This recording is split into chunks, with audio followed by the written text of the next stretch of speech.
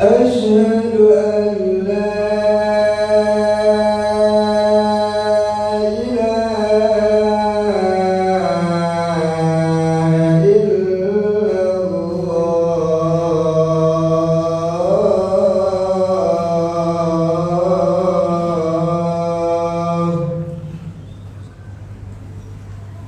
أشهد أن محمدًا رسول الله.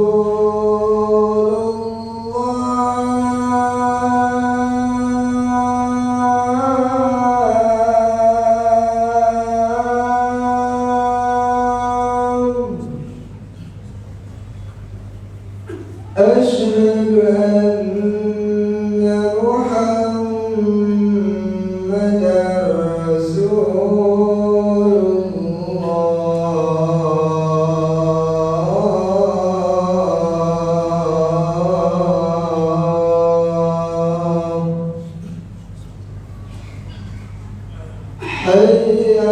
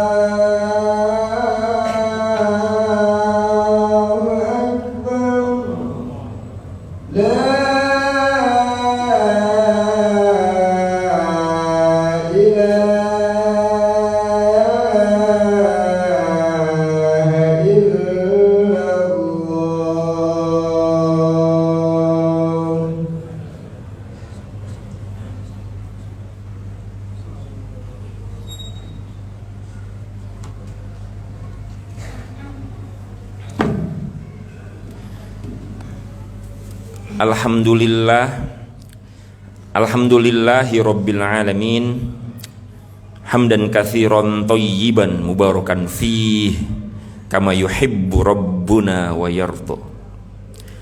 Wa ashhadu an la ilaha illallah wa ashhadu anna Muhammadan abduhu wa rasuluhu la nabiyya ba'dah.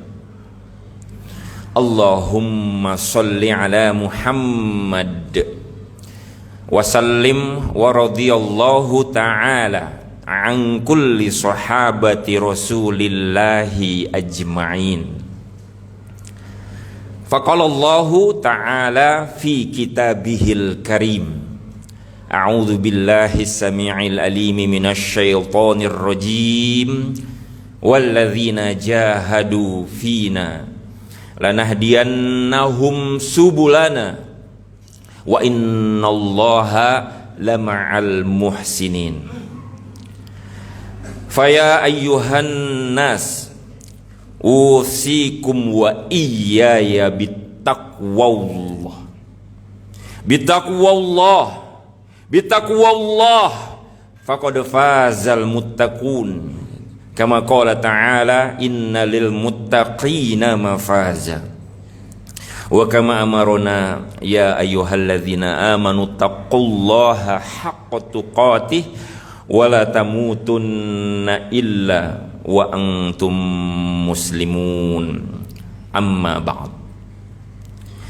Hadirin kaum muslimin yang dicintai dan disayangi oleh Allah Subhanahu wa taala, mimbar Jumat setiap pekan sekali ini sudah ditakdirkan untuk menjadi momentum penting dalam kehidupan kita sebagai seorang muslim untuk melakukan evaluasi.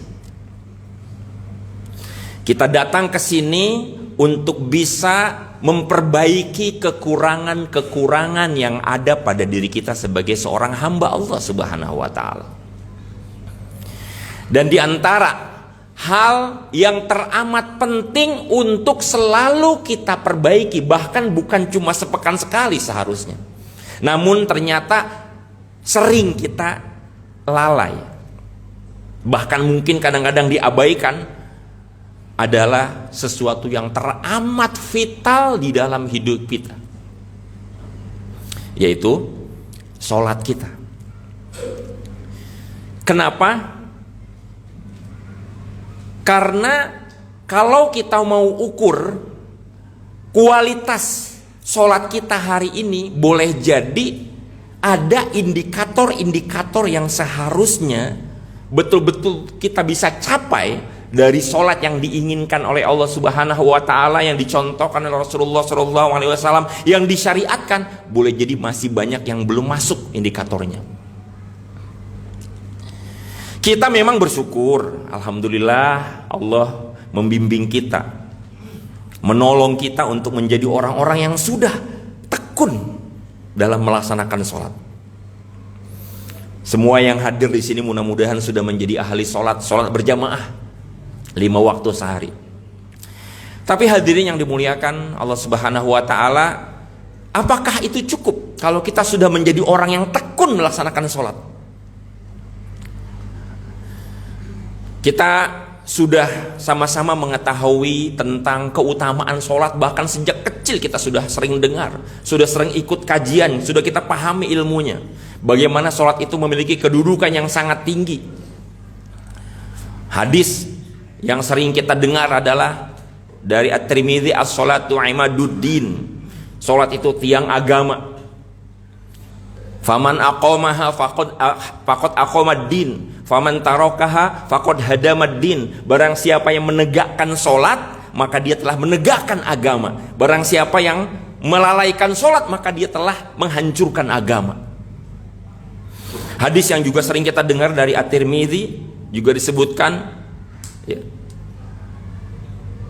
inna awwala ma yuhasabu bihi, sesungguhnya amalan yang paling pertama, ya, yuhasabu bihil abdu min amalihi sholatuhu, yang paling pertama dihisap nanti di sisi Allah dari sekian banyak amalan, sedekah, haji, baca Quran, yang paling pertama diukur adalah sholatnya.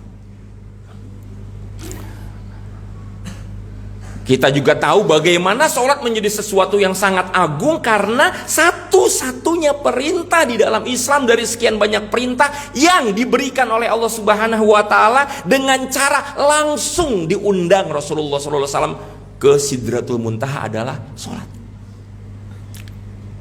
Tapi hari ini, sudahkah kita bisa memastikan dan menjamin sholat, kualitas sholat yang kita sudah jalankan hari ini adalah sholat yang sudah dikehendaki oleh Allah Subhanahu wa taala? Sholat seperti apa? Yang dikehendaki adalah sholat yang khusyuk. Hadirin yang dimuliakan Allah Subhanahu wa taala, kita juga tahu keutamaan sholat yang khusyuk. Bagaimana sholat yang khusyuk itu menjadi penentu diterima atau tidaknya sholat kita. Sebesar apa pahala yang dicatatkan di sisi Allah Subhanahu wa taala tergantung dari kekhusyuan kita. Rasulullah SAW menegaskan dalam salah satu hadis, wa innar rajula la yansorifu, ada orang yang dia selesai melaksanakan sholat wa ma kutiba lahu, akan tetapi tidak dicatat min sholatihi, dari sholatnya, illa usru sholatihi, hanya 1/10 dari sholatnya, atau tus'uha, 1/9-nya, atau thumnuha, atau subu'uha, sudisuha, khumsuha, rubu'uha, thulusuha, nisfuha. Jadi ada kadar-kadar di dalam sholat yang kita lakukan selama ini yang kita belum sungguh-sungguh bagaimana berusaha untuk mengupgrade. Dan kita juga tahu bahwa sholat yang khusyuk itulah yang merupakan anugerah tertinggi yang dimiliki oleh seorang hamba, bukan yang lain-lain, apalagi dunia. Dalam hadis riwayat Ahmad, Rasulullah disebutkan bersabda, ju'ilas qurratu aini fis shalah, dijadikan sesuatu yang paling nikmat, yang paling indah, yang paling membahagiakan di dalam diriku adalah sholat. Kalau dalam urusan dunia, ketika kita melihat ada orang-orang yang dia bisa memiliki anugerah duniawi, memiliki sesuatu yang dianggap keren secara duniawi, harta yang melimpah, jabatan yang tinggi, atau mungkin handphone yang bagus, ada perasaan, wah saya pengen seperti itu. Tapi hal yang terjadi pada diri kita, termasuk saya juga, ini menjadi evaluasi kita semua, kita belum punya rasa iri bagaimana kita bisa punya sholat yang khusyuk. Nah karenanya marilah sama-sama kita jadikan momentum peringatan di hari Jumat ini untuk bisa melaksanakan satu rekomendasi aksi penting yang harus kita jalankan di sisa usia kita. Saya menyebutnya dengan proyek sholat khusyuk.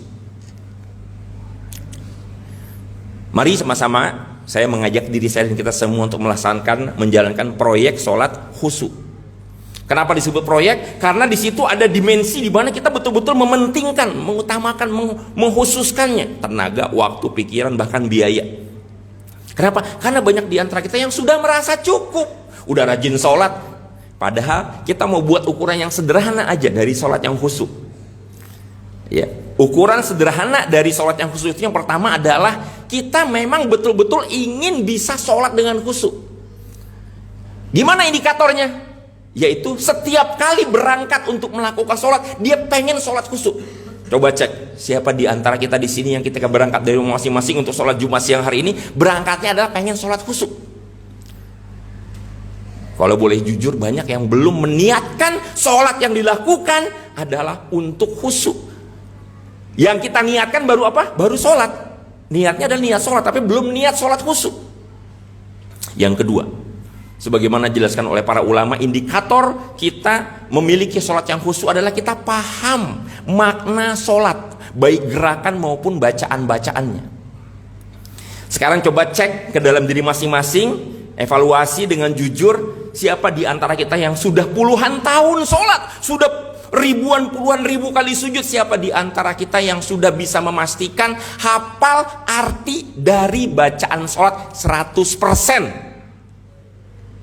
Coba cek ke dalam, ada gak ya bacaan sholat yang sudah dibaca berulang tapi belum paham artinya? Itu baru paham artinya, coba cek. Belum lagi nanti pada proses internalisasi dan kristalisasinya menjadi sesuatu yang terinstall. Setiap melakukan gerakan dan setiap membaca bacaan sholat itu langsung tersentuh, tergetar. Allah Subhanahu wa ta'ala memerintahkan kita bukan hanya perintah sholat, hafizu ala sholawati wa sholatil wusta wa qumu lillahi qanitin. Perintahnya kita disuruh untuk menjaga sholat, tapi apa di ujungnya? Wa qumu lillahi qanitin. Dan sholatlah kalian, melaksanakan sholat itu, laksanakan sholat itu dengan apa? Dengan qanitin. Qanitin di sini maknanya khusyuk. Jadi khusyuk ini adalah perintah. Memang ada ulama yang berbeda pendapat tentang kewajiban khusyuk, karena nggak semua orang bisa langsung khusyuk seolah. Ya, tapi setidaknya kita harus menyadari kita punya dorongan untuk bisa meningkatkan kekhusyuan kita dalam sholat. Hadirin yang dimuliakan oleh Allah Subhanahu wa ta'ala, lantas bagaimana Di waktu yang singkat ini izinkan khotib sekedar memberikan tips bagaimana agar sholat kita bisa khusyuk. Dan ini sekaligus juga menjadi indikator untuk mengukur kekhusyuan sholat kita. Yang pertama adalah kita paham kenapa, dan ini menjadi dasar, kenapa Allah memerintahkan sholat. Kita sudah puluhan tahun sholat.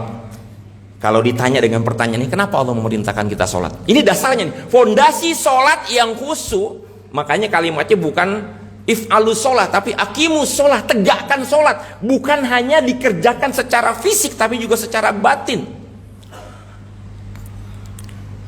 Hadirin yang dimuliakan Allah Subhanahu wa Ta'ala, dasar dari sholat yang khusyuk adalah kita paham kenapa kita disuruh sholat.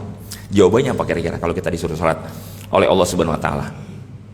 Jawaban yang pertama yang harus betul-betul kita tanamkan diri kita adalah karena banyak nikmat yang telah Allah berikan kepada kita.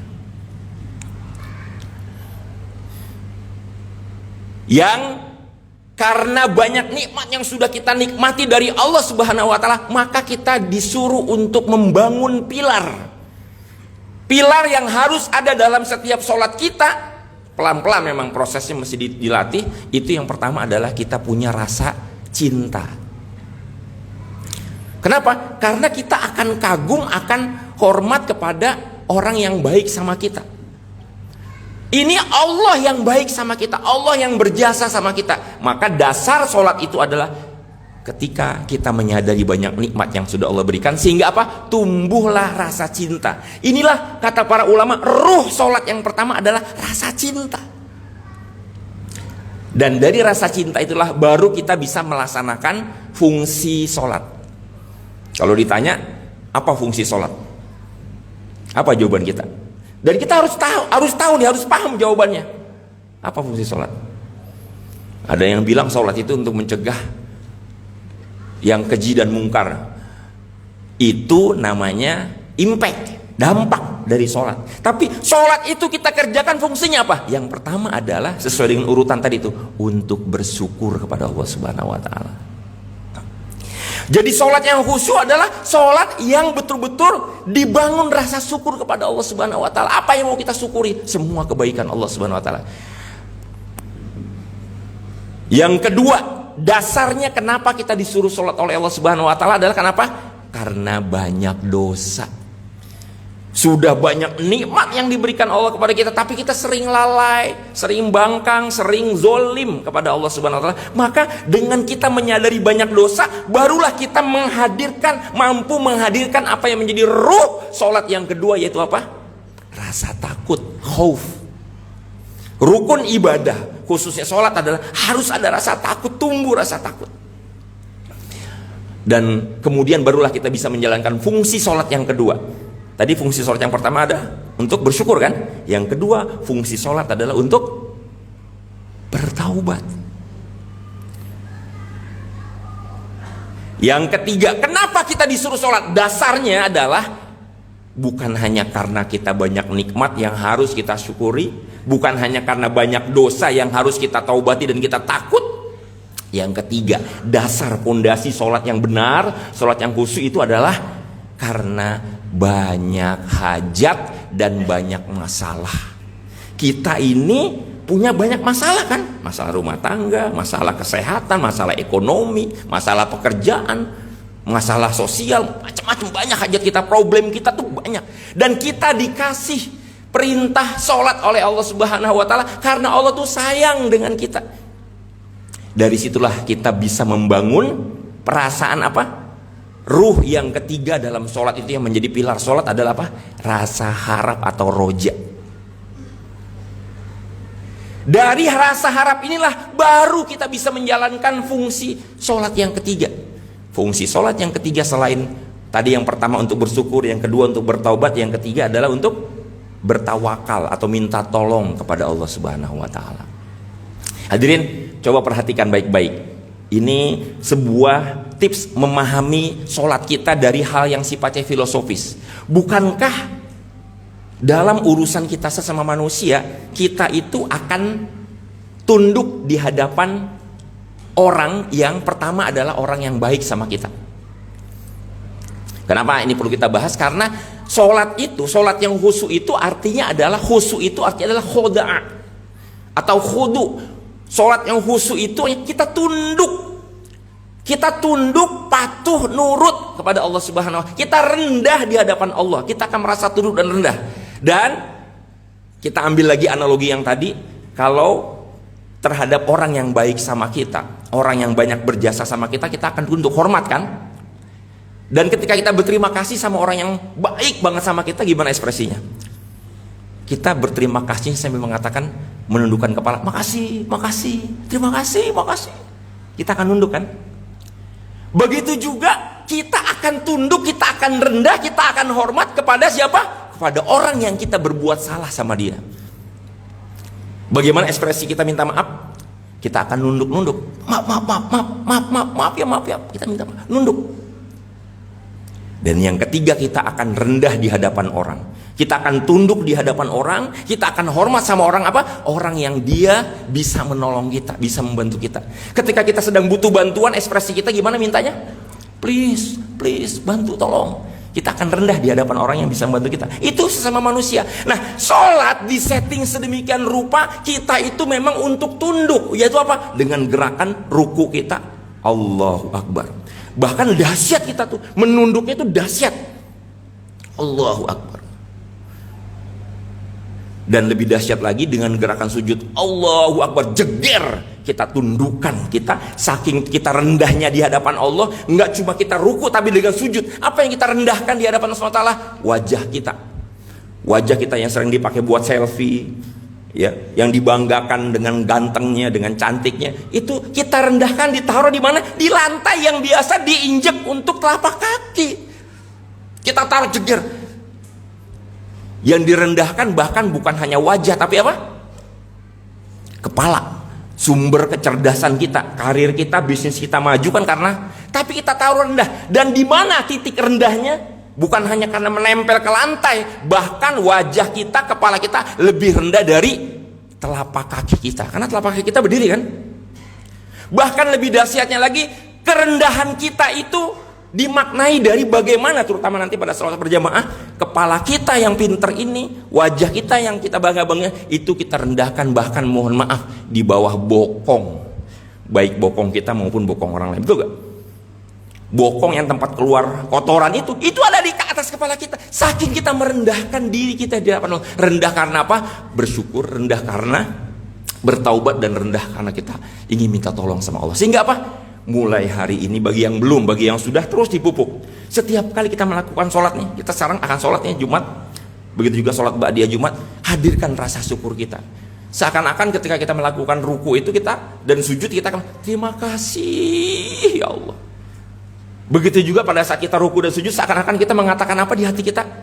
Ampun ya Allah, ampun. Dan yang ketiga, ketika kita melakukan, setiap kali kita melakukan ruku dan sujud, seakan-akan kita mengatakan apa?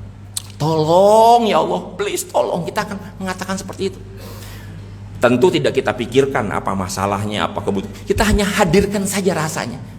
Nah, selama ini kita sholat, gerakannya sudah disetting, didesain sedemikian rupa untuk kita tuh menjadi rendah di hadapan Allah. Bacaannya juga begitu, dengan Allahu Akbar. Tapi rasanya belum tumbuh. Kenapa? Karena kita belum sungguh-sungguh belajar ilmu tentang sholat yang khusyuk. Dengan kita memperbaiki sholat kita, maka kita akan banyak mendapatkan keuntungan. Qad aflahal mu'minun, pasti beruntung dunia akhirat. Dengan kita sholatnya meningkat, maka kita akan semakin ditolong oleh Allah Subhanahu wa Ta'ala. Hidup kita akan semakin bahagia, selamat dunia dan di akhirat. Mudah-mudahan yang sedikit ini bisa memicu dan memacu kita untuk keluar dari masjid ini, langsung membuat aksi nyata. Apa yang harus saya lakukan? Beli buku tentang sholat khusyuk, cari kajian tentang sholat khusyuk, dan lain-lain.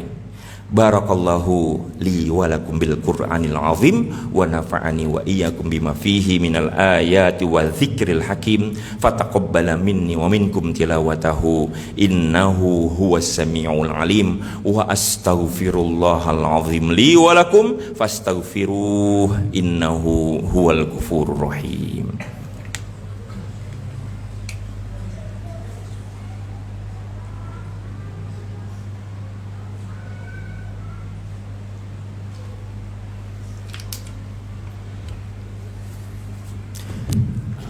Alhamdulillahi rabbil alamin alladzi hadana li hadza wa ma kunna linahtadiya laula an hadanallah wa asyhadu an la ilaha illallah wa asyhadu anna muhammadar rasulullah. Faqala Allah ta'ala fi kitabihil karim innallaha wa malaikatahu yusholluna 'alan nabi ya ayyuhalladzina amanu shollu 'alaihi wa sallimu taslima. Hadirin yang dimuliakan Allah Subhanahu wa taala, harus kita betul-betul hadirkan perasaan yang seimbang di dalam diri kita. Di satu sisi kita bersyukur sudah bisa menjalankan ibadah dengan tekun, tapi kita juga harus menghadirkan rasa takut. Jangan-jangan ibadah kita ini adalah ibadah yang belum sempurna ya, di sisi Allah Subhanahu wa ta'ala ya. Karenanya mari sama-sama kita berkomitmen untuk bisa memperbaiki seluruh ibadah kita, terutama adalah sholat kita.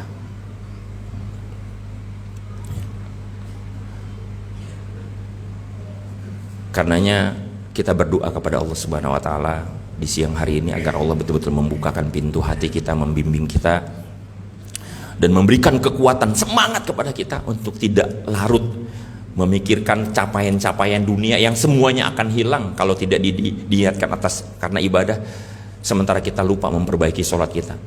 Kita akan menghadap Allah dan ini akan menjadi penentu amalan kita diterima atau tidak yang lain. Allahumma ighfir lil muslimina wal muslimat wal mu'minina wal mu'minat al ahya'i minhum wal amwat innaka sami'un qaribun mujibud da'wat. Allahumma rabbana ighfir lana wa liwalidina warhamhum kama rabbawna shighara. Allahumma rabbana ighfir lana wali azwajina wali auladina wali dzurriyyatina wali ikhwanina wali akhawatina wali ashabina wa khususan fi mantiqah Duta Indah wa khususan fi Masjid Al-Ikhlas wali jami'il muslimina wal muslimat. Allahumma rabbana zalamna anfusana wa illam taghfir lana wa tarhamna lanakunanna minal khasirin. Allahumma rabbi ja'alna muqimas sholah, rabbi ja'alna muqimas sholah, rabbi ja'alna muqimas sholah wa min dzurriyyatina rabbana wa taqabbal du'a. Allahumma rabbana ya muqallibal qulub tsabbit qulubana wa quluba auladina ala dinik ya musarrifal qulub sarrif qulubana wa quluba auladina ila ta'atik. Allahumma rabbana habib ilaina wa ila auladina al-iman wa zayyinhu fi qulubina wa karrih ilaina wa ila auladina al-kufra wal fusuqa wal isyan waj'alna minar rasyidin. Allahumma rabbana la tuzigh qulubana ba'da idh hadaitana wa hab lana min ladunka rahmah innaka antal wahhab. Allahumma rabbana atina fid dunya hasanah wa fil akhirati hasanah wa qina adzabannar wa qina adzabannar wa sallallahu ala Muhammadin wa ala alihi wa sahbihi wasallim. Ibadallah, innallaha ya'muru bil 'adli wal ihsan wa ita'i dzil qurba wa yanha 'anil fahsya'i wal munkari wal baghi ya'idzukum la'allakum tadhakkarun wa la dzikrullahi akbar. Aqimus shalah. Allahu akbar.